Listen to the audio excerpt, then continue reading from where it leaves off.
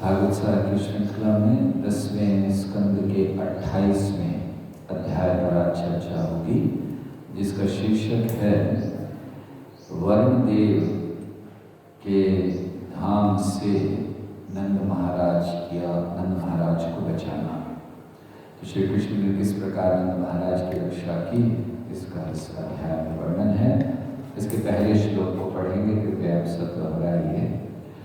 श्री बादरायणीरुवाच एकादश्यं निराहारः समभ्यश्चर्य जनार्दनम् स्नातुं नन्दस्तु कालिन्द्या द्वादश्यां जलमाविशत्। श्रीबादरायणीरुवाच एकादश्यं निराहारः समभ्यश्चर्जनार्दनम् स्नातुं नन्दस्तु कालिन्द्या द्वादश्यां जलमाविशत्। श्रीबादरायणीरुवाच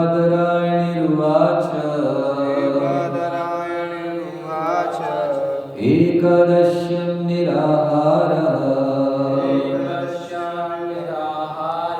समभ्यश्चर्जनार्दनम्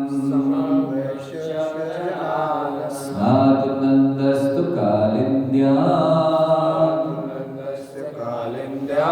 द्वादश्यां जलमाविशत्।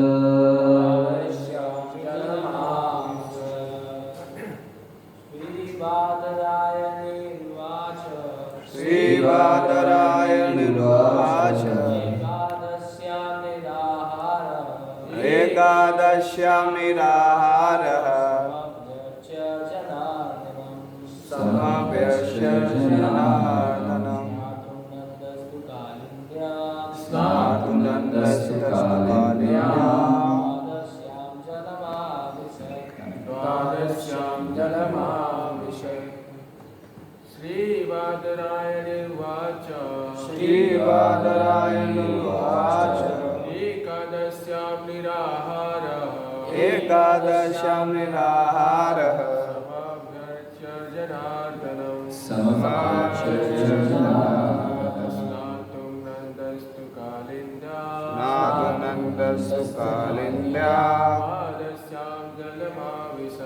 द्वादश्यां जलमाविशत्। श्री बादरायणी उवाच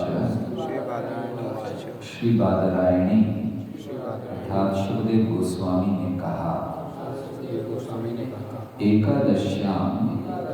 एकादशी के दिन निराहार बिना खाए अर्थात उपवास करते हुए समभ्यश्चर्य पूजा करने के बाद जनार्दन की स्नान करने के लिए व्रत तोड़ने के पूर्व आवश्यक है। नंद महाराज ने तू लेकिन कालिंद्या यमुना नदी में द्वादशी के दिन जल में आविशत प्रवेश किया। अनुवाद इस प्रकार से है। श्री बादरायणी ने कहा, भगवान जनार्दन की पूजा करके तथा एकादशी के दिन व्रत रखकर नंद महाराज ने द्वादशी के दिन स्नान करने के लिए कालिंदी के जल में प्रवेश किया।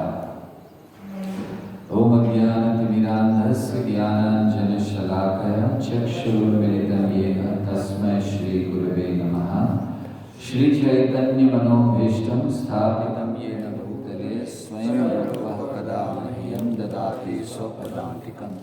वन्देऽहं श्रीगुरौ श्रीयुतापदकमलं श्रीगुरुन् वैष्णवांश्च श्रीरूपं साग्रजातं सहगण रघुनाथान्वितं तं सजीवं साद्वैतं सावधूतं परिजनसहितं कृष्णचैतन्यदेवं श्रीराधा कृष्णपादां सहगण ललिता श्रीविशाखान्वितांश्च। हे कृष्ण करुणा सिंधु दीनबंधु जगत्पते गोपेश गोपिकाकांत राधाकांत नमस्तुते।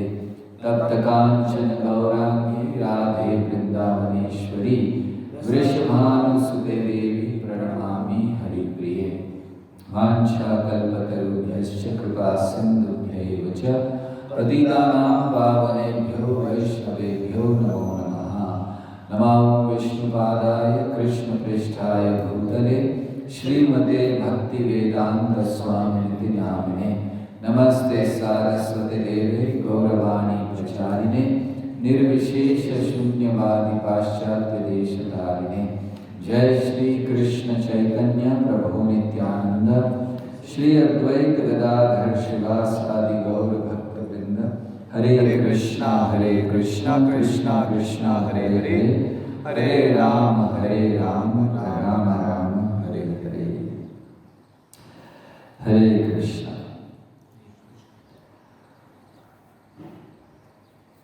सनातन गोस्वामी की प्रार्थनाओं को दोहरा लेते हैं इस अध्याय के चर्चा से पहले। सर्वशास्त्रादिपीयूष सर्ववेदैक सत्फला सर्वसिद्धांत रत्नाढ्य सर्वलोकैक दृक्प्रदा सर्वभागवत प्राणा श्रीमद्भागवत प्रभो कलिकान्तो निदारिद्या श्रीकृष्ण परिवर्तिता परमानंद पाठाय प्रेमवर्षक्षरायते सर्वदा सर्वसेव्याय श्रीकृष्णाय नमोस्तुते।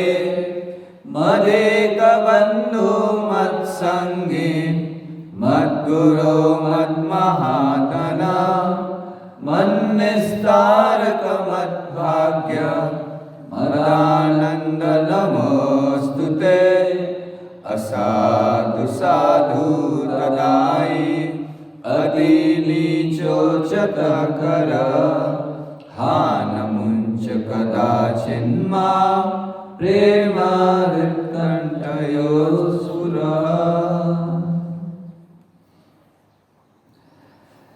हरे कृष्णा।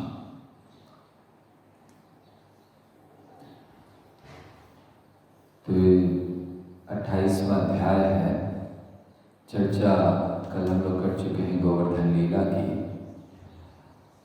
कुछ स्थानों पर वर्णन है कि ये जो लीला जिसका वर्णन हम करने जा रहे हैं कुछ समय बाद हुई, और कुछ स्थानों पर वर्णन है कि नहीं उसी दिन जब बस श्री कृष्ण ने गोवर्धन उठाया, 7 दिन उठाकर रखा, फिर एक दिन बाद इंद्र आए। तो इंद्र आए थे दशमी के दिन भगवान से क्षमा याचना करने, और एकादशी के दिन ये लीला हुई। तो नंद महाराज, वर्णन ये है जैसे हम लोग पढ़ रहे थे श्लोक में, नंद महाराज ने एकादशी का व्रत किया, निराहार, कुछ खाया पिया नहीं। हमारी तरह एकादशी का व्रत नहीं करते थे नंद महाराज या कोई भी व्यक्ति उस समय पर। ये तो अब कलयुग बढ़ गया है, इसीलिए एकादशी के दिन भी इंद्रिय तृप्ति भी बढ़ गई है। अब लोग इंतज़ार करते हैं, 2 दिन पहले से तैयारी करते हैं कि क्या क्या बनाएंगे एकादशी पर, ये खाएं वो खाएं ना खाएं, साबुदाना खाना चाहिए नहीं खाना चाहिए, ये सारी तैयारियां पहले से हो जाती हैं। क्यों? एकादशी आ रही है। तो यहाँ शब्द है निराहार। एकादशी का अर्थ है निराहार रहना। लेकिन हम लोग रह नहीं पाते, कलयुग की खटारा गाड़ियाँ हैं हमारी सारी, वो मर्सिडीज है नहीं, धक्का स्टार्टर है कलयुग की जितनी भी गाड़ियाँ हैं। तो इसीलिए क्या किया है, सुविधा दे दी गई है कि ठीक है कुछ जल ले लो, कुछ फल ले लो। अब उस सुविधा को ऐसे कहते हैं ना कि अगर किसी को पुंगा पूरा हाथ पकड़ लेता है। हाँ, तो ऐसा ही हुआ है कि कहा चलो कलयुग है, निराहार नहीं रह सकते, आप थोड़ा सा जल ले लीजिए, थोड़े फल ले लीजिए। तो उन्होंने फिर उसको उंगली दी और फिर पूरा हाथ पकड़ लिया। अब तो एकादशी का पिज़्ज़ा आता है, एकादशी का पता नहीं बर्गर आता है कि नहीं है, जो भी है, पराठे बनते हैं एकादशी के, सब कुछ बनता है। यानी जो अन्य दिनों पे नहीं बनता उससे ज़्यादा एकादशी पे बनता है। तो यहाँ नंद महाराज ने ऐसी एकादशी का पालन नहीं किया था। उन्होंने जनार्दन भगवान की पूजा की और उन्होंने निराहार रहे, अर्थात जल भी ग्रहण नहीं किया। और फिर जब नंद महाराज ये हो गया, और नियम ये है कि जब एकादशी व्रत तोड़ना हो तो उससे पहले स्नान करना चाहिए। तो स्नान करने के लिए चले गए जमुना में। हुआ ये था कि इस एकादशी पर पारण समय बहुत थोड़ा सा था और अभी वो समय नहीं हुआ था जब जल में प्रवेश किया जाए। नदियों में रात्रि का जो समय होता है वो देवताओं के लिए होता है, वरुण देव का होता है, और अगर उस समय कोई स्नान करे तो उसको अशुभ माना जाता है मनुष्य को। इस समय नहीं करना चाहिए स्नान, क्योंकि आपके स्नान का समय नहीं है। तो स्नान का समय होता है जब थोड़ा सा प्रकाश हो जाए इत्यादि, तब नदियों में स्नान किया जाता है। लेकिन नंद महाराज ने देखा कि अगर उस टाइम तक रुकेंगे समय तक तो फिर जो पारण समय है वो चला जाएगा। तो इसीलिए भले ही उन्होंने थोड़े से अशुभ समय में प्रवेश किया जल में, लेकिन शास्त्र की दृष्टि से सही था, गलत नहीं था। तो जैसे उन्होंने प्रवेश किया, वरुण देव के एक सेवक था, उसने देखा कि अरे ये इतने गलत समय पर, अशुभ समय पर नदी में प्रवेश कर रहे हैं, स्नान कर रहे हैं, तुरंत उनको पकड़ लिया और नीचे ले गए। वरुण देव का स्थान नीचे है जल में, तो नीचे ले गए। अब जब नंद महाराज गए थे स्नान करने तो अकेले नहीं गए थे, उनके साथ अन्य भी गोप गए थे। तो जब अन्य गोपों ने देखा, अरे क्या हुआ, यमुना के तट पर नंद महाराज अंदर गए, बाहर नहीं आ रहे हैं, क्या हो गया, लगता है किसी ने पकड़ लिया। तो वो भागे, चिल्लाए, कृष्ण और बलराम को पुकारा उन्होंने भागते हुए, और कृष्ण बलराम से कहा कि तुम्हारे पिताजी को, नंद महाराज को किसी ने अपहरण कर लिया है, किसी ने पकड़ लिया है, क्या हुआ है पता नहीं, नदी में उन्होंने प्रवेश किया और बाहर नहीं आ रहे हैं। तो श्री कृष्ण ने सोचा और उनको पता चला कि अच्छा ये वरुण देव के सेवक की गलती है। तो उन्होंने सोचा कि मुझे तुरंत अभी रक्षा करने जाना चाहिए। तो श्री कृष्ण और बलराम ये कूद गए जल में वरुण देव के धाम स्थान पर जाने के लिए। तो जब श्री कृष्ण ने ऐसे प्रवेश कर दिया तो वहाँ पर जो उपस्थित गोपियाँ थीं, विशेषतः श्री कृष्ण के प्रेयसियाँ, तो वो सारी गोपियाँ बड़ी व्यथित हो गई। उन्होंने देखा कि अरे क्या हुआ, ये कृष्ण कैसे चले गए, ऐसा तो नहीं हुआ कि कृष्ण हम इस धाम को छोड़कर चले गए, किसी और धाम में उन्होंने प्रवेश कर लिया, कहीं ऐसा तो नहीं हो गया। ये सुनकर बहुत ही दुखी हो गई, व्यथित हो गई। वर्णन है कि श्रीमती राधा रानी तो प्राय मूर्छित ही रही, केवल उनको कुछ कुछ शब्द सुनाई दे रहे थे। अन्य सखियां उनको कह रही थी, अरे चिंता नहीं करो, अभी बस अभी अगले ही क्षण श्री कृष्ण आ जाएंगे। तो ये सुन रही थी राधा रानी की अगले ही क्षण आ जाएंगे, लेकिन इतनी व्यथित थी कृष्ण के विरह में कि वो अपने आप को संभाल नहीं पाई। महाप्रभु समझाते हैं भक्त के लक्षण कि जब भक्त भगवान को नहीं देखते हैं तो उनको युगायतम निमेषेण चक्षुषा प्रावृषायतम शून्यायतम जगत सर्वम गोविंद विरहेण में। तो एक क्षण भी, एक निमेष काल भी युग के बराबर प्रतीत होता है। तो ऐसे ही इस समय राधा रानी को हो रहा है कि छोटा सा समय कह रहे बस अभी आ जाएंगे, लेकिन उनके लिए कृष्ण को ना देखना। जब हम लोग ये बातें सुनते हैं, श्रीमती राधा रानी ऐसे भाव है, ये गोपियों का भाव है, ये ग्वाल वालों का भाव है कि जब ग्वाल वाल भाग रहे हैं, चल रहे हैं वन में और कृष्ण जा रहे हैं और बीच में एक वृक्ष आ जाता है और कृष्ण वृक्ष के पीछे हैं, बस इतना समय कि वृक्ष के पीछे से निकले, इतना समय भी अगर ग्वाल वाल कृष्ण को नहीं देखते हैं तो बड़े दुखी हो जाते हैं। गोपियाँ ब्रह्मा जी की निंदा करती हैं कि ये रचयिता, इनको ज्ञान नहीं है, बुद्धि नहीं है। देखिए ब्रह्मा जी इतने ऊंचे पद पर होते फिर भी सुनना सब पड़ता है। तो गोपियाँ कहती बिल्कुल बुद्धि नहीं है, आंखें बनाई जिससे कृष्ण का दर्शन हो सके, लेकिन ये पलकें लगा दी इसमें, बार बार बंद हो जाती, पलकें आ जाती है ना सामने, आप कुछ भी करो एकदम रुक ऐसे नहीं रख सकते, थोड़े समय में ऐसे हो ही जाता है, तो पलकें आ जाती हैं और उतने समय में कृष्ण का दर्शन नहीं होता। देखो कितनी बेकार बुद्धि है ब्रह्मा की। तो ये भाव है भक्तों का, बार बार जरा सा नहीं देखते दुखी हो जाते हैं, राधा रानी नहीं देख रही हैं, वो लग रही हैं, उनको लग रहा है कि युग बीत गया।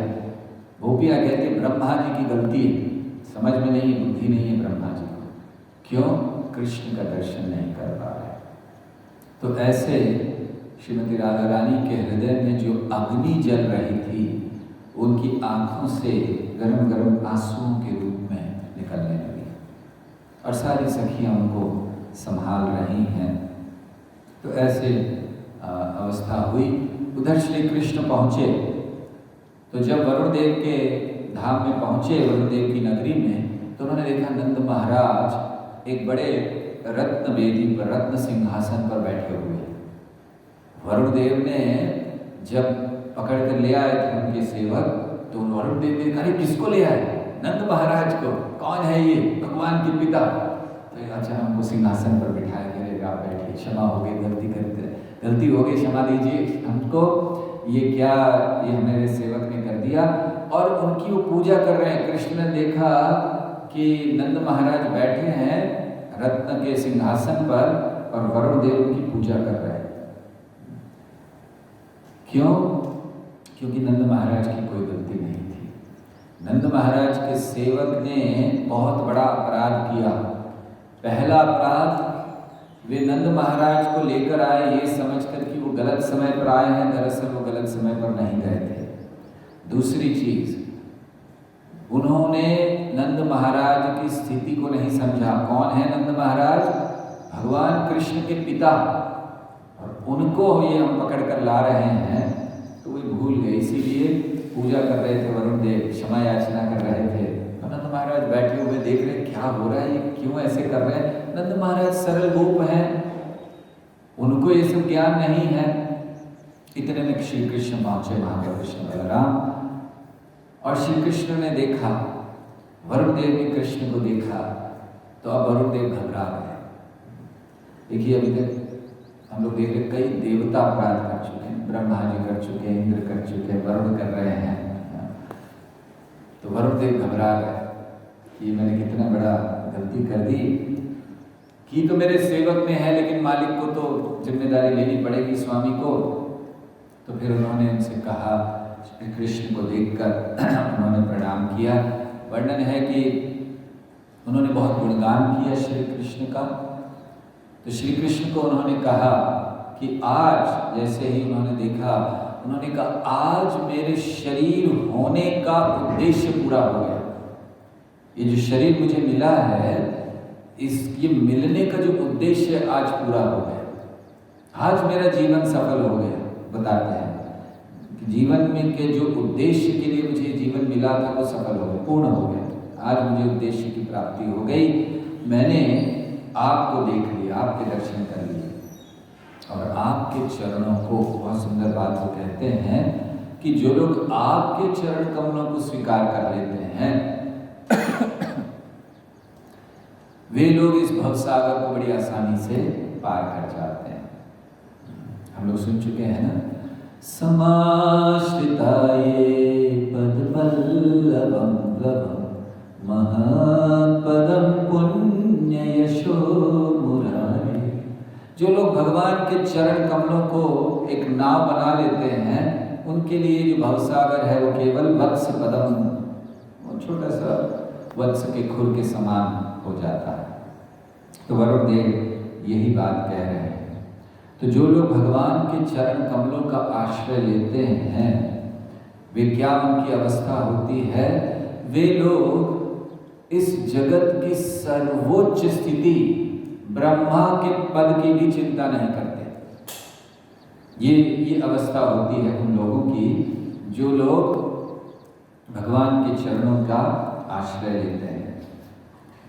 ना ही स्मेल आ रही है किसी चीज की, खुला तो नहीं। तो जो लोग भगवान के चरण कमलों का आश्रय लेते हैं तो उन लोगों की क्या स्थिति होती है? ब्रह्मा जी तक का पद उनको कोई आकर्षित नहीं करता, ब्रह्मा जी के पद को प्राप्त करना नहीं चाहते, ना ही कोई योग सिद्धि प्राप्त करना चाहते हैं इस जगत की, कि हमें कोई योग सिद्धि मिल जाए, अष्ट सिद्धियां मिल जाएं, अनिमाल महिमा लघिमा, कोई सिद्धि प्राप्त करना नहीं चाहते इस जगत की। वे लोग केवल कृष्ण को प्राप्त करना चाहते हैं, ना ही इस जगत के किसी इस जगत के किसी लोक पर राज्य करना चाहते, मतलब कुछ नहीं चाहिए उनको। ऐसा नहीं कि लोक का राज्य चाहिए, ऐसा नहीं कि उनको कोई बहुत बड़ा पद चाहिए। कृष्ण के चरण कमल मिल गए हैं और कोई इच्छा उनके अंदर नहीं रही है। एक स्थान पर वर्णन है, रुक्मिणी देवी श्री कृष्ण के चरण कमलों का गुणगान करती हैं। रुक्मिणी देवी कहती हैं, श्री कृष्ण से कह रही हैं, उस समय रुक्मिणी देवी की आंखों से आंसू आ रहे हैं। श्री कृष्ण पूछ रहे क्यों रो रही? तो रुक्मिणी देवी कह रही आप नहीं समझ पाएंगे, आपके जो चरण कमल हैं, रुक्मिणी देवी इसलिए दुखी थी कि चरण कमल जो लक्ष्मी देवी भी चाहती हैं और बड़े बड़े देवता जिसको प्राप्त करना चाहते हैं, वो मेरे घर में मेरे सामने हैं, लेकिन अभी चले जाएंगे, ये उनको दुख है। हालांकि सामने है कृष्ण, लेकिन रुक्मिणी का दुख क्या है? बस अभी थोड़े से चले जाएंगे, पहले से ही रो रहे हैं, दुख हो रहा है। तो रुक्मिणी देवी कहती हैं कि जिस भी दिशा में आपके चरण कमलों की सुगंध फैलती है, अभी तो चरण कमलों की सुगंध केवल जिस दिशा में फैल जाती है, उन सारी दिशाओं में जन्म मृत्यु जरा व्याधि समाप्त हो जाती है। आपके चरण कमलों का ये प्रभाव है। और फिर वो कहती हैं कि जिस तरह से ये जो चरण कमल है आपके, ऐसे लोग जो इन चरण कमलों का आश्रय लेते हैं और कोई इच्छा नहीं करते, उनके हृदय में कोई और भौतिक कामना नहीं रह जाती, वो आपके चरण कमलों का ही आश्रय लेते हैं, ऐसे लोगों का चरणों को प्राप्त करना बहुत दुर्लभ है। पहले उन्होंने कृष्ण के चरण कमलों का गुणगान किया और कहा जो आपके चरण कमलों का आश्रय लेते हैं, ऐसे लोगों के चरणों को प्राप्त करना भी बड़ा दुर्लभ है, अर्थात भक्तों के चरणों को। और रुक्मिणी देवी कहती हैं लक्ष्मी देवी भी आपके चरणों को प्राप्त करना चाहती हैं, ब्रज में आती हैं, तपस्या करती हैं। तो इस तरह से वो कहते हैं कि चरणों को एक बार कोई स्वीकार कर ले तो फिर वो आपको कभी त्यागता नहीं। भगवान के संपर्क में रहना, भगवान के सानिध्य में रहना, ये भक्त का एक विशेष लक्षण है, उसे भक्त कहते हैं। मारो भी राखो भी जो इच्छा तो हार। भक्त क्या कहते हैं? आपको जैसे मुझे रखना है वैसे रखिए, मुझे कोई चिंता नहीं, मारो भी राखो भी जो इच्छा तो हार। मैं तो आपके चरणों में आ गया हूँ, आप जैसे चाहें मुझे रखिए। जैसे बहुत सुंदर भजन में कहा गया है, गौरांग तुम्ही मोरे दया न छाड़ी हो, अपन करी हो रंगा, अपन करी हो रंगा, चरने राखी हो। महाप्रभु से प्रार्थना है, गौरांग तुम्ही मोरे दया न छाड़ी, मेरे ऊपर दया करते रहिए, हमेशा दया रखिए। क्या दया रखिए? आपन करी हो रंगा, चरणे राखी, अपने चरणों के प्रति बस चरणों में मुझे रखिए, यही मेरी प्रार्थना। तो ऐसे भगवान के चरण कमलों का वर्णन है। भगवान के चरण कमलों में हम उस दिन भी वर्णन कर रहे थे कि कई चिन्ह हैं, बहुत से चिन्ह हैं जो हमारे भक्ति में बड़े प्रभावी, बड़े सहायक हैं। जैसे भगवान के चरण चिन्हों में एक चिन्ह है छत्र का। छत्र होता है, छत्र का कार्य क्या है? सुरक्षा प्रदान करना। तो अगर हम भगवान के चरणों की ओर ध्यान दे रहे हैं, भगवान के चरण कमलों में जो चिन्ह हैं उन पर ध्यान दे रहे हैं, तो अगर हम छत्र की ओर ध्यान दे रहे हैं तो इस प्रकार है कि वो हमें बहुत सुरक्षा प्रदान करता है। किससे? जो छाता होता है वो दो चीज़ों से सुरक्षा प्रदान करता है, वर्षा और धूप, और इसका उपयोग होना चाहिए इन दो समय पर। तो इसी तरह भगवान के चरण कमलों में अगर हम उस छत्र का ध्यान करते हैं तो ये जो भौतिकता की वर्षा हो रही है और ये जो आकांक्षाओं की धूप है, इन दोनों से हमें सुरक्षा प्रदान होती है। जैसे भौतिक इच्छाओं की वर्षा होती रहती है ना, हर समय वर्षा आती रहती है, इच्छाएं बढ़ती रहती हैं, और ये जो भौतिक आकांक्षाएं हैं ये धूप की तरह है, अर्थात जलाती। इच्छा आती है, इच्छा हमें बारिश की तरह लगती है क्योंकि अच्छा लगता है, लेकिन जब इच्छा पूरी नहीं होती, ये जो अतृप्त कामनाएं हैं तो ये हमें जलाती हैं। तो व्यक्ति इसी दो चीज़ों में रहता है, भोग करता है, शोक करता है। तो इन दोनों से ये छत्र रक्षा करता है। भगवान के चरण कमल में शंख भी है। हम लोग देखते हैं शंख जब भगवान की पूजा में इस्तेमाल होता है तो उसमें जल भरकर भगवान को अर्पण किया जाता है। यह शंख ध्वनि करता है। तो ध्वनि करने का अर्थ क्या है? विजय का सूचक। और जल कि जब हम भगवान के चरणों में शंख का स्मरण करते हैं तो फिर उनके चरणों में वो दिव्य जल है जो हमें शीतलता प्रदान कर सकता है। भगवान के चरणों में चक्र भी है, और जब चक्र का स्मरण करते हैं तो ये चक्र हमारे जो 6 शत्रु हैं, षड रिपु, इनको काट डालता है। चक्र का कार्य है काटना। और साथ ही साथ चक्र ये तेज तत्व भी है, अर्थात शक्ति, प्रकाश को भी प्रकट करता है। तो जब हम भगवान के चरणों में जो चक्र है उसका स्मरण करते हैं तो हमारे हृदय में जितना भी अंधकार है, अज्ञान का अंधकार, पापों का अंधकार, उसको वो समाप्त कर देता है, उसको काट देता है, नाश कर देता है। तो ऐसे भगवान के चरणों में कई चिन्ह हैं। हमें प्रयास करना चाहिए जब करते समय हम उनका स्मरण करें, ताकि भगवान हमारी रक्षा करें, हमारी चेतना की रक्षा करें, जिसके द्वारा हम भगवान के नाम को अच्छी तरह से ले सकें। हरे कृष्णा कृष्णा कृष्णा हरे हरे, हरे राम राम राम हरे हरे। तो वरुण देव ने गुणगान किया और फिर प्रणाम किया भगवान को। नमस्तुभ्यं भगवते ब्रह्मणे परमात्मने। तो उन्होंने कहा मैं आपको नमस्कार करता हूँ। क्यों? आप कौन हैं? ब्रह्मणे परमात्मने भगवते। आप ही ब्रह्म ज्योति हैं, आप ही परमात्मा हैं और आप ही भगवान हैं, वरुण देव कहते हैं। तो हम सब ये जानते हैं कि परम सत्य अपने आप को 3 रूपों में प्रकट करते हैं, ब्रह्मेति, परमात्मेति, भगवानिति शब्दते।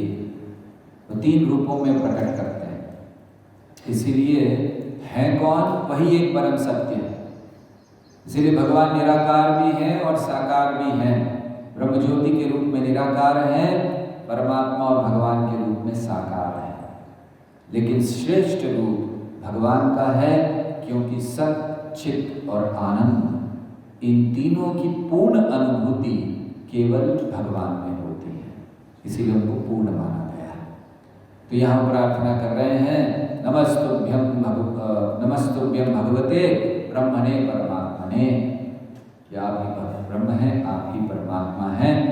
और फिर उन्होंने श्री कृष्ण के चरण धोए, वहाँ पर उपस्थित थे तो श्री कृष्ण के उन्होंने चरण धोए और फिर बड़ी शांति से उन्होंने कहा कि ये जो मेरे सेवक है, ये इसने बहुत बड़ा अपराध कर दिया। लेकिन खैर सेवक ने किया, अपराध तो स्वामी को लेना होगा, मैं क्षमा चाहता हूँ कि आपके पिताजी को ये यहाँ ले आए, ऐसे बंदी बनाकर, इसकी बहुत बड़ी गलती हो गई, तो मैं आपसे क्षमा याचना करता हूँ। क्षमा मांगने लगे और फिर वो खड़े हुए, उन्होंने कहा कि ये जो मेरा स्थान है, मेरी नगरी है, भरी हुई है रत्नों से, आपको जो चाहिए आप ले जाइए। थोड़ा घूस दे रहे थे भगवान को, क्या आप जो चाहिए जितना चाहिए ले जाइए। तो श्री कृष्ण ने देखा, श्री कृष्ण खड़े थे, तो श्री कृष्ण ने कहा कि चिंता नहीं करो, ये जो तुम्हारा धन है तुम्हारे पास ही रखो। श्री कृष्ण बता रहे थे कभी कभी हम लोग हमारे पास जो है उससे श्री कृष्ण को प्रभावित करने का प्रयास करते हैं। एक बार इंद्र ने किया, नर नारायण ऋषि तपस्या कर रहे हैं और इंद्र ने सुंदर सुंदर अप्सराओं को भेज दिया, क्योंकि जहाँ भी कोई तपस्या करता है इंद्र सबसे पहले देखते हैं। नर नारायण ऋषि कर रहे हैं, भगवान कर रहे हैं, उन्होंने भेज दिया अप्सराओं को, सुंदर सुंदर अप्सराओं को, अपने स्वर्ग की सबसे सुंदर अप्सराओं को भेजा भगवान को आकर्षित करने के लिए। तो भगवान तपस्या कर रहे हैं, अप्सराएं आई, नृत्य करने लगी, प्रभावित करने का प्रयास करने लगी। भगवान ने आंखें खोली, भगवान हंसे कि इंद्र मूर्ख, ये क्या कर रहा है, ये अप्सराओं के द्वारा मुझे प्रभावित करने का प्रयास कर रहा है।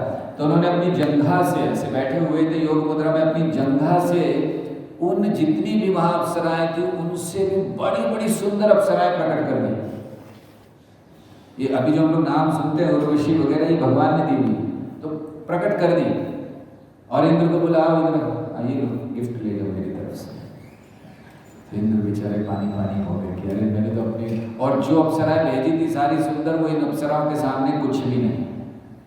तो इसीलिए भगवान को वरुण देव भी कह रहे हैं थोड़ा सा धन ले जाइए, जो चाहिए, जितने रत्न चाहिए, भगवान ने कहा सब रखो अपने पास, ये तो मेरे घर की तरह ही है, मैं दूर रहता हूँ लेकिन यहाँ आ गया तो अब ये मेरा घर है। बहुत सुंदर बात कहते हैं, भगवान जहाँ पहुँच जाए वो उनका घर है। क्यों? भगवान वृंदावन परित्यज्य पदम एकम न गच्छति, जहाँ भगवान है वहाँ वृंदावन है। इसीलिए अगर मन में हम भगवान को ले आए तो मन मोरा वृंदावन। तो श्री कृष्ण ने कहा, तो उसके बाद फिर वरुण देव ने उनसे प्रार्थना की कि ठीक है, आप कुछ दे तो रहे नहीं थे, तो उन्होंने प्रार्थना की कि मुझे कृपा दीजिए अपनी, ये आप अपने पिताजी को तो ले जाइए लेकिन मेरे ऊपर थोड़ी कृपा कीजिए, मैं आपकी कृपा चाहता हूँ। तो ये एक भक्त के लिए आवश्यक है। हमें हर समय, हर स्थिति में, हर स्थान में, हर अवस्था में कृपा का भिक्षुक करना चाहिए, कृपा की याचना करनी चाहिए भगवान से। क्या कृपा की याचना करनी चाहिए, किस भाव में करनी चाहिए? हमें जब भगवान से कृपा की याचना करनी है तो अपना जो बायोडेटा है वो जला दीजिए। लोग बड़ा रेज्यूमे बनाते हैं ना, जॉब लेने के लिए बड़ा बायोडेटा रेज्यूमे बनता है, फला फला डिग्री ये किया मैंने, ये मेरी हॉबीज हैं, ये मेरे ये हैं, बहुत कुछ बनाते हैं। जला दीजिए उसको। अगर भगवान से याचना करनी है उसको रखिए नहीं अपने मन में कि मैंने ये कर लिया, मैंने इतना बड़ा वो कर लिया। कृपा की याचना करनी है तो जला दीजिए उसको, अर्थात अपने अहंकार को, अपनी स्थिति को भूल जाइए कि मैं कौन हूँ इस जगत में। कृपा की अगर याचना करनी है तो हमें भूल जाना चाहिए, हमें भूल जाना चाहिए हमने इस जगत में क्या क्या प्राप्त किया है। एक जो भिखारी होता है वो जब भीख मांगने आता है तो भीख मांगते समय अपने गुणगान नहीं करता कि अरे मैंने इतना इतना कर लिया तो थोड़ी भीख दे दो मुझे, मैंने दुनिया में ये कर लिया, थोड़े से भीख दे दो मुझे। एक भिखारी अपने जितने भी प्राप्ति की है उसने चीज़ों की, उनको भूल जाता, उनको प्रकट नहीं करता, जानता ही नहीं है, क्योंकि भिखारी का अर्थ है ये जानना कि मेरे पास कुछ नहीं है। तो इसलिए अपने बायोडेटा को, अपने रेज्यूमे को जला दीजिए, अपने अचीवमेंट्स जो इस जगत में आपने प्राप्त किए हैं भूल जाइए उनको, और तब श्री कृष्ण के पास जाइए, याचना कीजिए, कृपा की याचना। और क्या कृपा की याचना कीजिए, कैसे कृपा की याचना कीजिए? उनसे कहिए कि मैं योग्य नहीं हूँ, मैं योग्य नहीं हूं आपकी कृपा प्राप्त करने के लिए भी, लेकिन मेरे गुरु योग्य हैं। क्यों? क्योंकि वे आपके शुद्ध भक्त हैं। मेरे गुरु योग्य हैं, उनके गुरु हमारी परंपरा के आचार्य योग्य हैं, और क्योंकि मैंने उस परंपरा में आकर आश्रय लिया है, मेरी यही योग्यता है, आप बस कृपा कर दीजिए। ये भाव होना चाहिए। तो मेरी योग्यता इसलिए नहीं है कि मैंने बड़ी साधना कर ली, भगवान 25 साल से जप कर रहा हूं, मेरी योग्यता नहीं है। मेरी योग्यता ये नहीं है कि भगवान मैंने आपके लिए इतना प्रचार कर दिया, हजारों भक्त बना दिए, मेरी योग्यता नहीं है। मेरी योग्यता बिल्कुल नहीं है। मेरी योग्यता केवल इतनी है कि मैंने ऐसे प्रामाणिक गुरु का आश्रय लिया है जो आपके शुद्ध भक्त है। मैं एक प्रामाणिक आचार्यों की परंपरा में हूं जो आपके शुद्ध भक्त है, और इस कारण से आप अपनी कृपा मुझको दे दीजिए। और क्या कृपा दीजिए?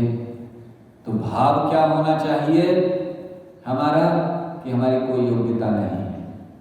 तो भगवान को क्या कहना चाहिए? योग्यता नहीं है तो फिर कृपा क्यों दे? भगवान पूछें, गुरु है ना, उनके कारण दे दीजिए।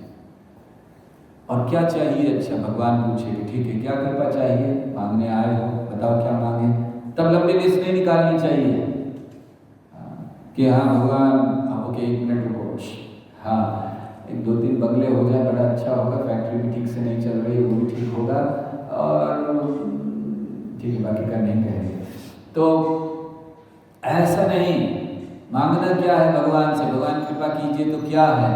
चरण राखी हो, आपके चरण में रखिए बस, और कुछ नहीं चाहिए। आपकी सेवा ये कभी मुझसे छूटे नहीं, जीवन के अंत तक आपकी सेवा कर सकूं, और जीवन के बाद भी सदैव आपकी सेवा में रहूं। ये LIC वाले लिखते हैं ना, वो ऐसे हाथ बना के, जीवन के साथ में, जीवन के बाद भी। बिल्कुल नहीं रहते, जीवन के बाद धोखा देते हैं। बताइए, मरने के बाद भूलने आते हैं आपको? अरे तुमने मरने से पहले ही लिया, ये लो इतना पैसा।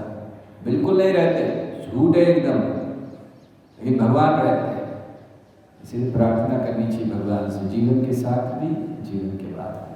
हमारी प्रार्थना ये होनी चाहिए कि भगवान मरते समय भी आपकी सेवा करते हुए देह छोड़ो, और जैसे ही देह छोड़ो आपकी सेवा में स्थित हो जाओ, बस ये हमारी कामना है। और फिर वो सेवा कहीं भी हो, कैसी भी हो, अगर भगवान की सेवा है तो उसको हम स्वीकार करें। तो ऐसे हमें प्रार्थना भगवान से करनी चाहिए, तब हम भिक्षुक बनते हैं सही दृष्टि में कृपा के।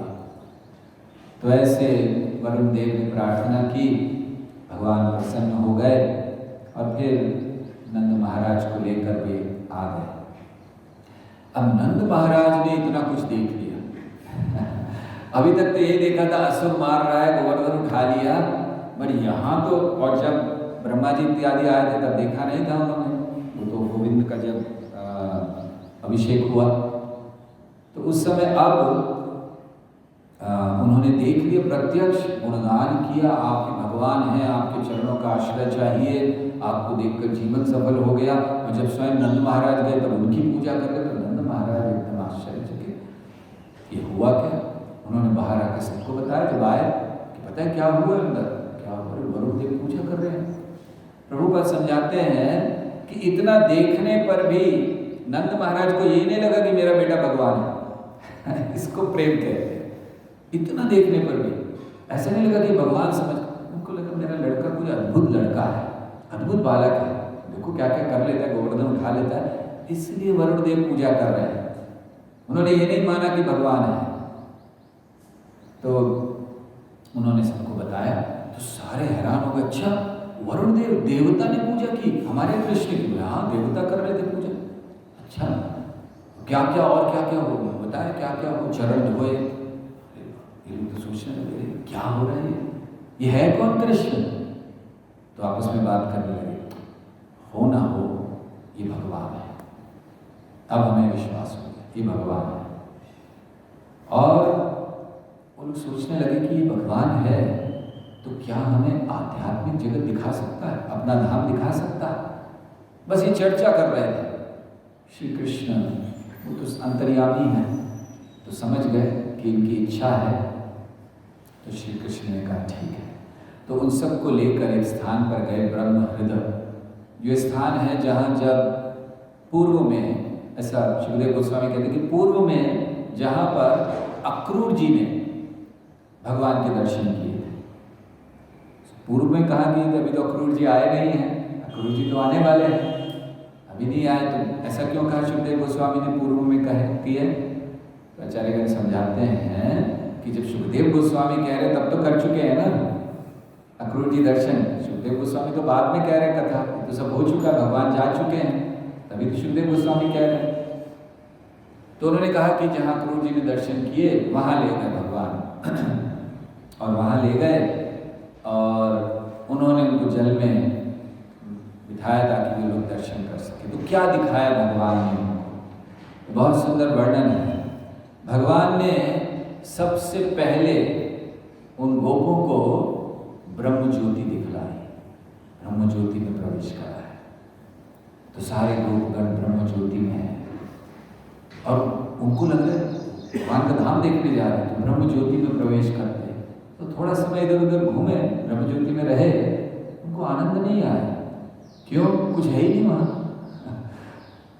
तो देख रहे हैं कि अरे क्या, ना यहाँ पर कोई विरह है कृष्ण से, ना मिलन है कृष्ण से। जब वो लोग कृष्ण से मिलते हैं तो उनको आनंद आता है, और जब कृष्ण से विरह होती है तो आनंद बढ़ जाता है। यहाँ दोनों नहीं है। उन दोनों को तो छोड़िए, उनके हृदय में कष्ट होने लग गया वहां रहकर। एक भक्त कभी ब्रह्म ज्योति में रह नहीं सकता, वो कष्ट होने लग गया। जैसे ही कष्ट होने लग गया तो भगवान ने निकाल दिया, भगवान समझ गए। तो भगवान पहले दिखा रहे थे, अच्छा ब्रह्म ज्योति देखो, तो ब्रह्म ज्योति में कोई आनंद नहीं आया। फिर भगवान ने उनको वैकुंठ दिखलाया।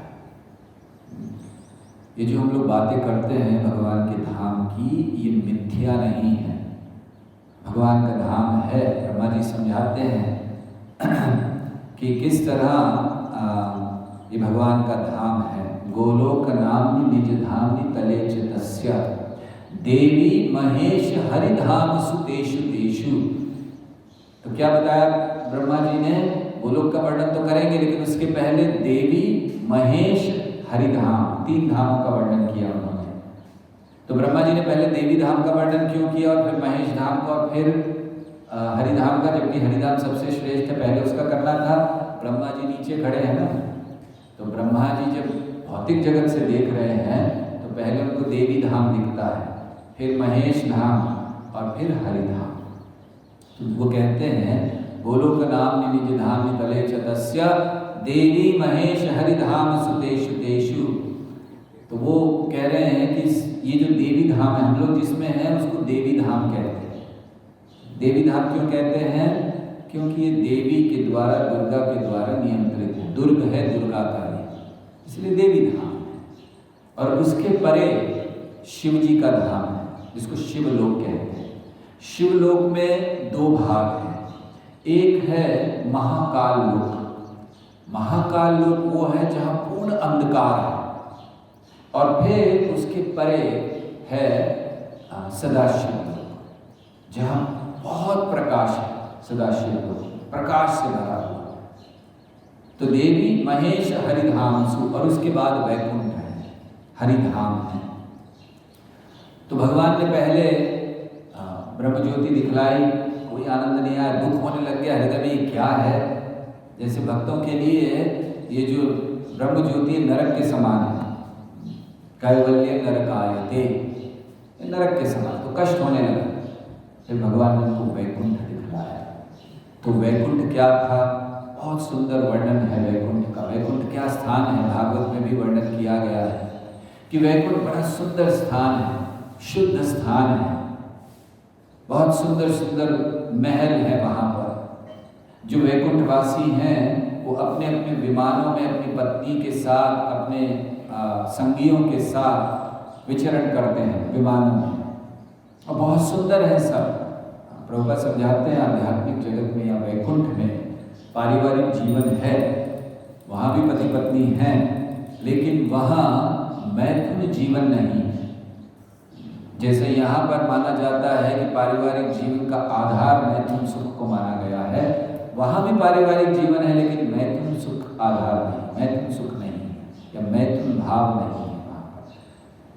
तो इसीलिए वो वहाँ पर सब साथ में रह रहे हैं। तो वैकुंठ में उन्होंने देखा, फिर उन्होंने देखा कि बहुत सारे पक्षियों को देखा उन्होंने कि किस तरह वहाँ पर पक्षी हैं अलग अलग प्रकार के, और क्या कर रहे हैं सब जो वैकुंठवासी हैं अपने अपने प्लेन में हैं, वो क्या कर रहे हैं, वो भगवान का गुणगान कर रहे हैं। सारे पक्षी वहाँ पर हैं, अपनी अपनी भाषा में कह रहे हैं, कोयल है, मोर हैं, तोते हैं। और फिर वो देखते हैं कि एक भ्रमर आता है और भ्रमर बड़ी तेजी से भगवान का गुणगान कर रहा है जोर से, तो सारे पक्षी चुप हो जाते हैं, वो चुपचाप सुनने लगते हैं, यानी कि भ्रमर भगवान का गुणगान कर रहा है, तो सब चुप होकर सुन रहे हैं। तो ये भाव है वैकुंठ का, पक्षी भी भगवान का गुणगान कर रहे हैं वहां पर, क्योंकि वो पक्षी भी पूर्ण रूप से मुक्त जीवात्माएं हैं वहां पर। तो ऐसे पक्षियों का वर्णन है। और वहां पर जितने भी पुष्प हैं, बहुत सारे पुष्प हैं वहां पर, मंदार के पुष्प हैं, उत्पल के पुष्प हैं, चंपक के पुष्प हैं, पारिजात के पुष्प हैं। और ये सारे पुष्प, हालांकि वो पुष्प हैं, लेकिन एक वृक्ष को श्रेष्ठ मानते हैं, और वो है तुलसी। तुलसी को बड़ा श्रेष्ठ मानते हैं। वो सारे जितने पुष्प हैं वो तुलसी को मान सम्मान देते हैं। क्यों? क्योंकि तुलसी को भगवान न केवल चरणों में धारण करते हैं, बल्कि उनकी माला बहुत प्रिय है श्री कृष्ण को, जब वो तुलसी की माला पहनते हैं। तो इसलिए तुलसी को वहां महत्व दिया जाता है। और भी बड़ा विस्तार से वर्णन है आध्यात्मिक जगत। दुर्भाग्यशाली लोग हैं, भागवत कहता है दुर्भाग्यशाली लोग हैं वो जो वैकुंठ का वर्णन नहीं करते या सुनते नहीं। क्यों? सुखदेव गोस्वामी बताते हैं, श्रोतव्यादीनि राजेंद्र नृणाम संति सहस्रशः अपश्यतामात्मतत्त्वं गृहेषु गृहमेधिनाम्। जो लोग वैकुंठ का वर्णन नहीं करते या सुनते नहीं हैं, उनके लिए क्या कहा गया? अंधकारमय जगत है उनके लिए। इस जगत में लोगों को सुनने के लिए बहुत है। श्रोतव्यादीनि राजेंद्र नृणाम संति सहस्रशः अपश्यतामात्मतत्त्वम्। अगर हम भगवान का वर्णन नहीं करते हैं, भगवान के धाम का वर्णन नहीं करते हैं, भगवान की लीलाओं का, भगवान के गुण का, भगवान के भक्तों का वर्णन नहीं करते हैं, अंधकारमय जगत में जाएंगे। तो इसीलिए वैकुंठ का वर्णन करना चाहिए।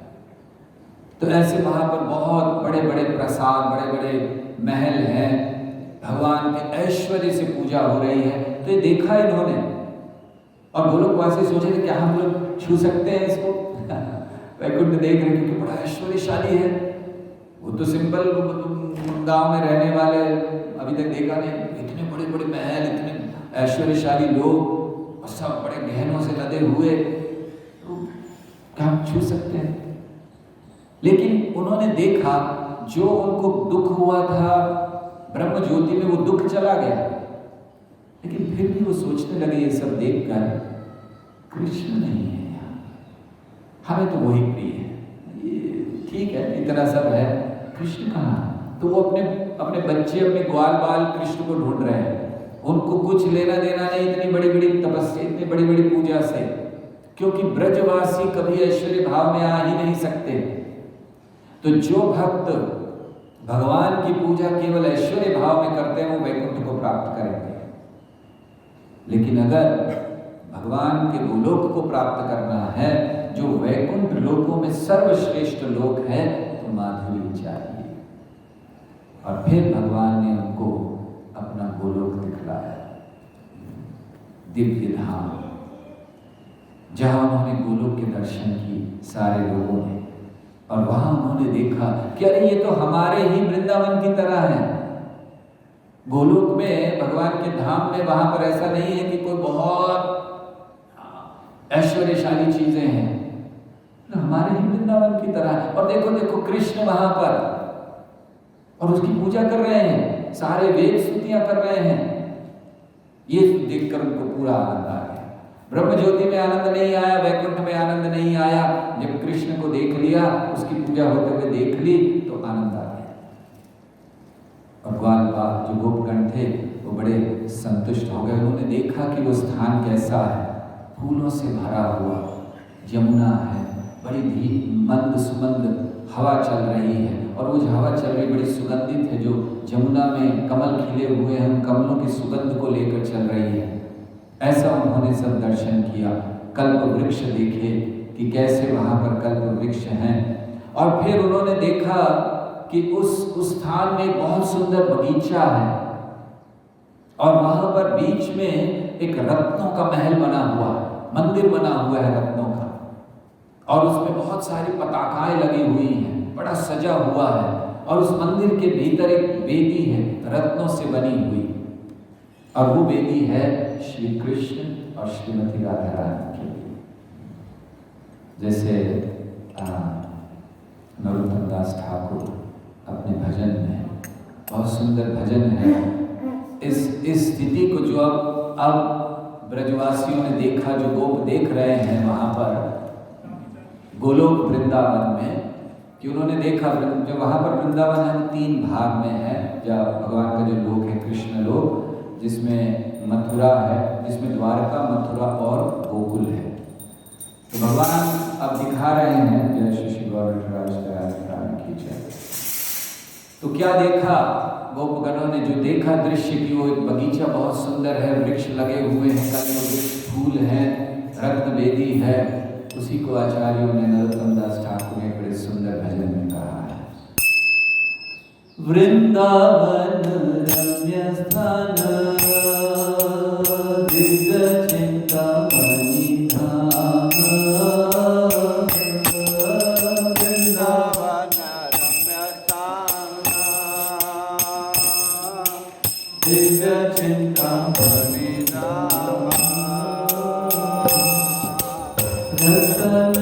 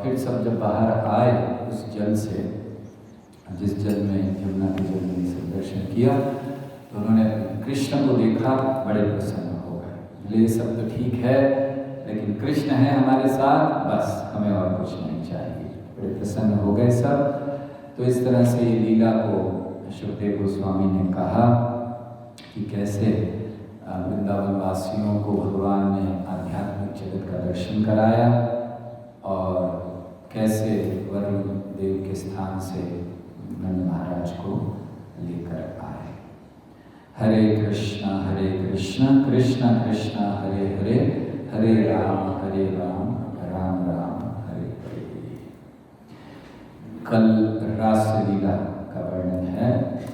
अब जब श्री कृष्ण चले गए थे, गोपियाँ बड़ी व्यथित हो गई थी, तो फिर रासलीला का वर्णन होगा। बड़े महत्वपूर्ण अध्याय। ऐसे कहते हैं कि भागवतम के सबसे महत्व, ये जो 10वां स्कंद है, ये भागवतम के ये श्री कृष्ण का मुखारविंद कहलाता है, और जो अब अध्याय प्रारंभ होंगे ये उनकी मुस्कान कहलाते हैं। तो सर्वश्रेष्ठ अध्याय प्रारंभ होने वाले हैं कल से। आप सब साथ में रहेंगे। हरे कृष्णा। किसी का कोई प्रश्न, कोई टीका टिप्पणी, कुछ पूछना चाहते हैं?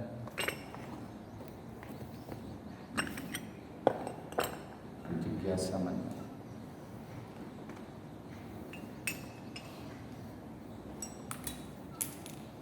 है, कोई प्रश्न?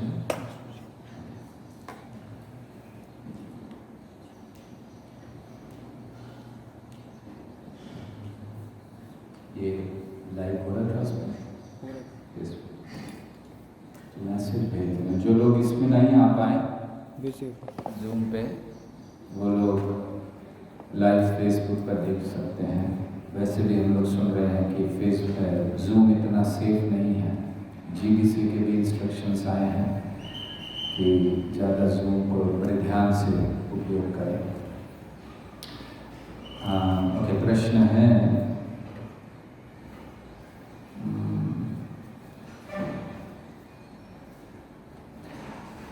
पहला प्रश्न है अमेठी से, और माता जी अमेठी से हैं, बहुत बहुत धन्यवाद। हमें आपके लेक्चर सुनने से श्रवण में रुचि बढ़ने लगी। अमेठी तो इनका क्षेत्र है, हाँ। अच्छा, मुझे आपके लेक्चर सुनने से श्रवण में रुचि बढ़ने लगी है, और मैं आपके कई लेक्चर्स सुने, पर मैंने सुना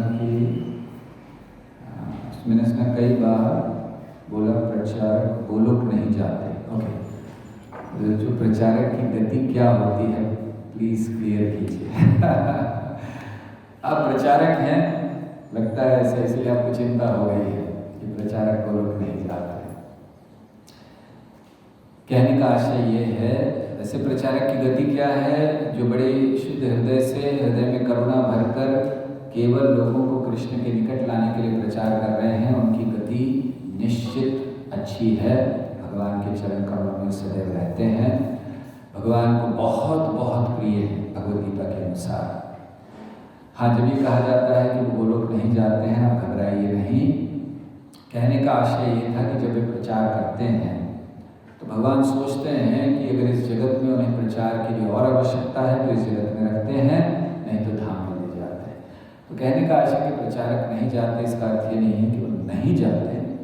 ये इसलिए कहा जाता है कि जब इस जगत में आवश्यकता है तो उनको इस जगत में रहना पड़ता है प्रचार के लिए। और एक प्रचारक का भाव भी यही होना चाहिए कि मैं यहीं रहूं, प्रचार करता रहूं, लोगों को भेजता रहूं। ये अच्छी बात है। जैसे प्रहलाद महाराज का भाव था कि मैं यहीं रहता हूँ, बाकी सबको आप ले जाइए। तो ये प्रचारक का भाव है। फिर भी आप प्रचार करते रहिए, बिल्कुल चिंता मत कीजिए। और 3 प्रकार के स्वर्ग का वर्णन करें। अच्छा, 3 प्रकार के स्वर्ग का विस्तार से वर्णन तो नहीं कर सकते, समय नहीं है, लेकिन 3 प्रकार के स्वर्ग होते हैं। एक होता है दिव्य स्वर्ग, दूसरा होता है भौम स्वर्ग और तीसरा होता है बिल्व स्वर्ग। ये 3 प्रकार के स्वर्ग कहे गए हैं। दिव्य स्वर्ग जहाँ देवता रहते हैं, इंद्र आदि, उसको दिव्य स्वर्ग कहते हैं। भौम स्वर्ग ये पृथ्वी पर एक ऐसा स्थान है जहाँ मनुष्यों को जाना मना है, यक्ष इत्यादि वहाँ पर रहते हैं, और वो भी स्वर्ग के समान ही ऐश्वर्यशाली है, जहाँ भीम गए थे। इसका वर्णन महाभारत में आता है कि भीम ने प्रवेश किया था वहाँ, जब वो 1000 पंखुड़ियों वाले कमल को लाने के लिए वहाँ गए थे। और तीसरा है बिल्व स्वर्ग, जो पृथ्वी के नीचे है, जो नीचे के स्थान है, बहुत ऐश्वर्यशाली है। रत्नों से, मणियों से वो प्रकाशमान होते हैं, क्योंकि सूर्य का प्रकाश वहाँ नहीं जाता, तो इतना उनमें ऐश्वर्य है, इसलिए उनको भी स्वर्ग कहा जाता है। लेकिन वो बिल्व स्वर्ग मानते हैं, नीचे का स्वर्ग। ठीक है, ओके। अच्छा, यहाँ ये जो लेक्चर है फेसबुक पर भी आ रहा है लाइव। कल किसी भक्त ने कहा था कि वो नहीं जुड़ पाए थे, 100 लोग से अधिक हो गए थे, तो भी फेसबुक पर आएगा। आप लोग अन्य लोगों को बता सकते हैं कि जो लोग इस पर ना जुड़ पाते हों, जूम पर भी चलेगा, लेकिन फेसबुक पर लाइव होगा। जो लोग उस पर देखना चाहें उस पर देख सकते हैं। आशा करते हैं रोज होगा लाइव। ओके, प्रश्न है श्रीमती राधा रानी तो लक्ष्मी जी के अवतार हैं, तो रुक्मिणी देवी कौन है? जिस प्रकार नारायण कृष्ण के अवतार नहीं, या नारायण से कृष्ण नहीं आते, जिस प्रकार कृष्ण नारायण के अवतार नहीं हैं, उसी तरह राधा रानी भी लक्ष्मी की अवतार नहीं है। ये गलत ज्ञान है कि राधा रानी लक्ष्मी की अवतार है। लक्ष्मी जी राधा रानी की अवतार है, इसको आप स्पष्ट कर लीजिए। जैसे हर अवतार श्री कृष्ण से आते हैं, कृष्ण स्रोत हैं, उनसे सारे अवतार आते हैं, इसी तरह सारे अवतारों की नित्य संगिनियाँ ये राधा रानी से आती हैं। तो लक्ष्मी जी राधा रानी से आती हैं और लक्ष्मी से राधा रानी नहीं आती। तो अब जब हमने कह दिया कि जो भी भगवान के अवतार हैं, जो भी रूप है, उनकी सारी नित्य संगिनियाँ श्रीमती राधा रानी से आती हैं, तो इस दृष्टि से रुक्मिणी देवी भी श्रीमती राधा रानी से ही आती हैं, उनका ही विस्तार है। इसका वर्णन किया गया है। भक्ति विनोद ठाकुर भी अपने भजन में कहते हैं, राधा भजने ज्योतिमती नाही भेला। इस भजन में वो बताते हैं रमा, उमा, सत्या जितने भी हैं ये सब राधा रानी के विस्तार हैं, तो राधा रानी से आते हैं। ठीक है, फेसबुक लिंक भेजना है, इसमें थोड़ा भेज दिए। अच्छा, भेज दिया है, बोल रहे हैं नीचे। ओके, जहाँ आपका प्रश्न है उसके नीचे है लिंक जो आपने मांगा था, वो लिंक। बस कहाँ पर है? 2-3 भेजे आपने, ऊपर वाला नहीं, कौन सा सही? दोनों सही। ओके, तो नीचे है लिंक, आप लोग चाहें तो यहाँ से कॉपी कर सकते हैं। पता नहीं इससे कॉपी होता है, हो जाए तो लिंक भेज दिया आपको। प्रश्न है कि कृष्ण को कैसे सदैव स्मरण कर सकते हैं? हमेशा उनके नाम लेकर सतत कृष्ण का नाम लीजने का अभ्यास कीजिए। जहाँ भी हैं, जब भी समय मिल रहा है, कृष्ण का नाम लीजिए। प्रभुपाद समझाया करते थे कि हम बस में जाएं हरे कृष्णा बोलिए, ट्रेन में जाएं हरे कृष्णा बोलिए, सड़क पर जाएं हरे कृष्णा बोलिए, शर्माइए नहीं, घबराइए नहीं, शर्म करेंगे। कुछ चीज़ों में शर्म नहीं करनी चाहिए।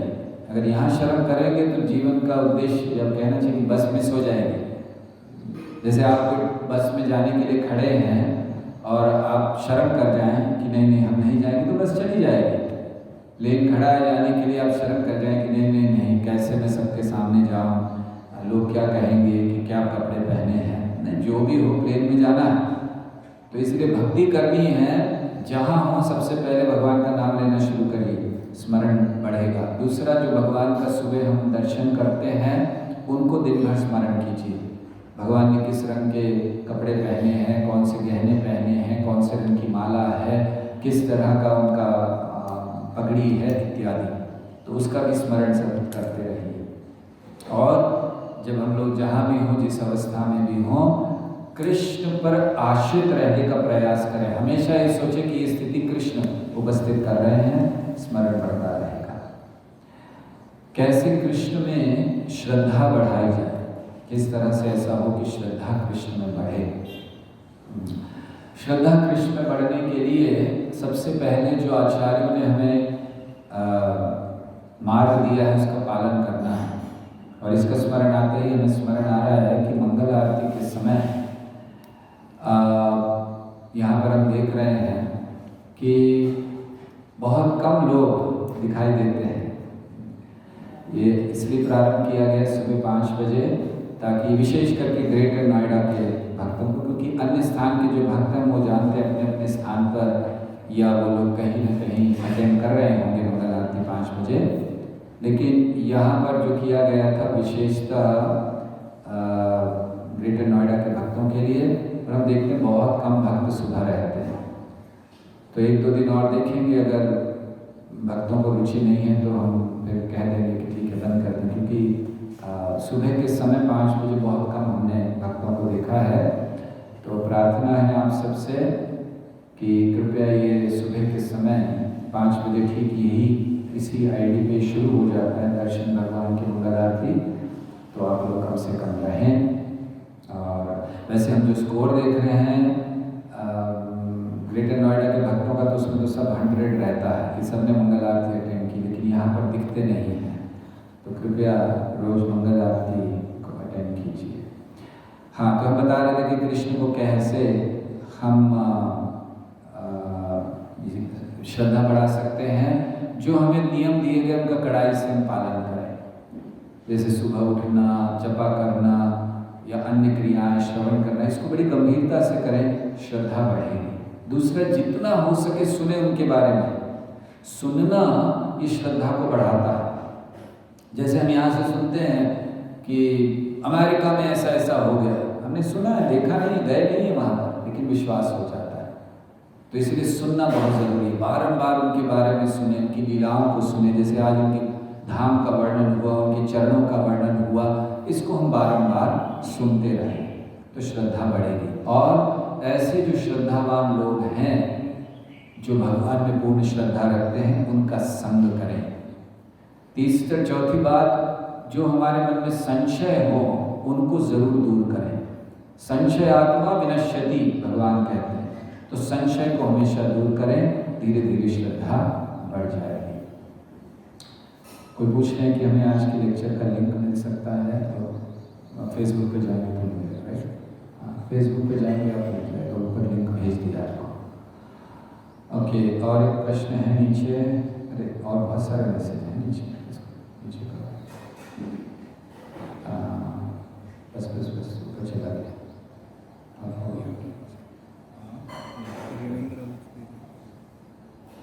How to remember Krishna?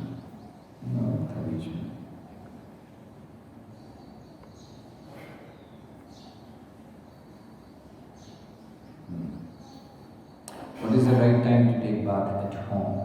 प्रश्न है कि सही समय क्या है घर में स्नान करने का। जब भी सोकर उठें हमें स्नान करना चाहिए, क्योंकि सोने से तमोगुण बढ़ता है। तो तुरंत उठने के बाद स्नान करना, और फिर जप करना। तो स्नान करने से बाहरी शुद्धिकरण होता है और जप करने से आंतरिक शुद्धिकरण। तो घर में आप जल्दी भी उठ जाएं। आपने ये प्रश्न इसलिए किया होगा कि नंद महाराज ने जल्दी स्नान कर लिया तो वरुण ने पकड़ लिया। घर में आप जल्दी भी उठ जाएं, कोई बात नहीं, स्नान कर सकते हैं। वैसे तो भगवान का नाम किसी भी अवस्था में लिया जा सकता है, लेकिन अच्छा है स्नान आदि करके शुद्ध होकर भगवान का नाम तो जब भी उठें सोकर हम कर सकते हैं। अच्छा, नीचे जा सकते हैं।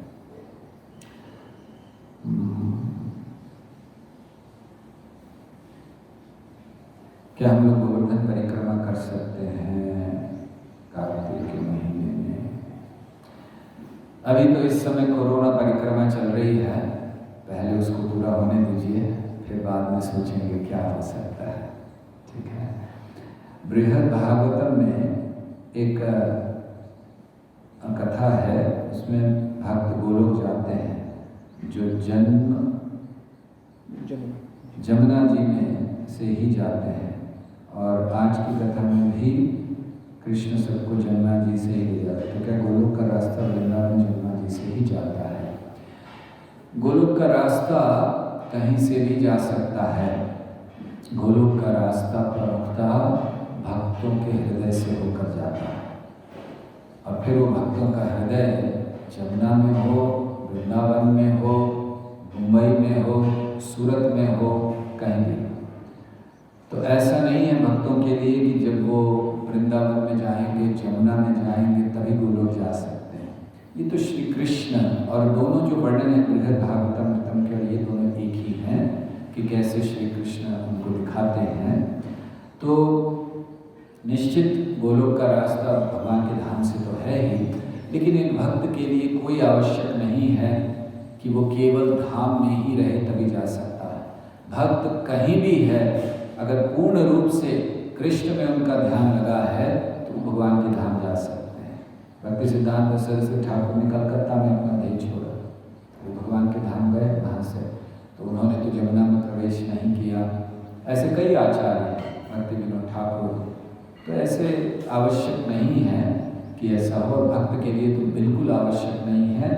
भक्त को अपने हृदय को वृंदावन बना लेना चाहिए, और वृंदावन होगा तो उसमें यमुना भी होगी, गोवर्धन भी होगा, और वहाँ पर कृष्ण भी होंगे, राधा रानी भी होंगी। तो फिर गोलोक जाने से कोई रोक नहीं पाएगा। ठीक है। ओके। अच्छा, कुछ भक्त लिख रहे हैं कि हम लोग तो आते हैं मंगल आरती में। हाँ, हमने ये नहीं कहा कि कोई नहीं आते हैं, हमने कहा बहुत कम भक्त आते हैं। तो जो नहीं आ रहे हैं उनको आना प्रारंभ करना चाहिए। जब किस प्रकार से करना चाहिए? महामंत्र का उच्चारण सुनते हुए, या फिर जैसे आपने कहा भगवान के चरणों का स्मरण करते हुए? श्री वृंदावन दर्शन या धाम चिंतन करते हुए कर सकते हैं क्या? जब हम भगवान का जप करें तो सबसे पहले हमें सुनना चाहिए, जो हम बोल रहे हैं उसको सुने, उस पर ध्यान दें। और अगर जब ध्यान इधर उधर जाए तो भगवान के चरण कमलों के चिन्हों का ध्यान करें। फिर भी ध्यान नहीं बटे तो आपके पूरे इस्कॉन जगत में जो सबसे फेवरेट डीटी हैं, विग्रह हैं, जैसे आपको लगता है राधा श्याम सुंदर बहुत हमें पसंद है, राधा माधव पसंद है, राधा गोविंद जी पसंद है, जो भी आपके अधिष्ठाता देव या अभिष्ट देव हों, तो उनका स्मरण करना चाहिए। ऐसे सोचना चाहिए उनके सामने बैठे हैं और जप कर रहे हैं। तो ये भावनाएं हो सकती हैं, लेकिन सुनना बंद नहीं करना चाहिए। हमें अपना जप सुनना जरूरी है, दूसरे का नहीं। ये जप के लिए बहुत आवश्यक है कि हम अपने जप को सुने, ताकि हम ठीक से जप कर रहे हैं या नहीं ये हमें पता चले। ठीक है। और कोई प्रश्न है कि नहीं? बस नहीं। ठीक है, बहुत बहुत धन्यवाद आप सबका, आभारी हैं। और यहाँ पर एक और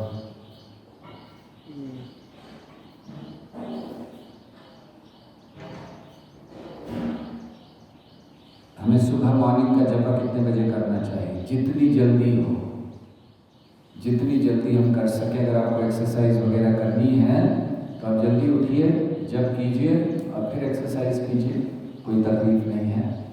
लेकिन जब को छोड़कर एक्सरसाइज करना ठीक नहीं है। जब के समय जब होना चाहिए। तो इसीलिए पहले उठकर स्नान करके हम पहले जप इत्यादि कर लें, फिर हम एक्सरसाइज करें। निश्चित एक्सरसाइज जरूरी है शरीर को अच्छा रखने के लिए, लेकिन एक्सरसाइज जब के समय नहीं होनी चाहिए। ठीक है, बहुत बहुत धन्यवाद आप सबका। ग्रंथराज श्रीमद् भागवतम की जय, श्रील प्रभुपाद की जय, निताय गौर प्रेमा।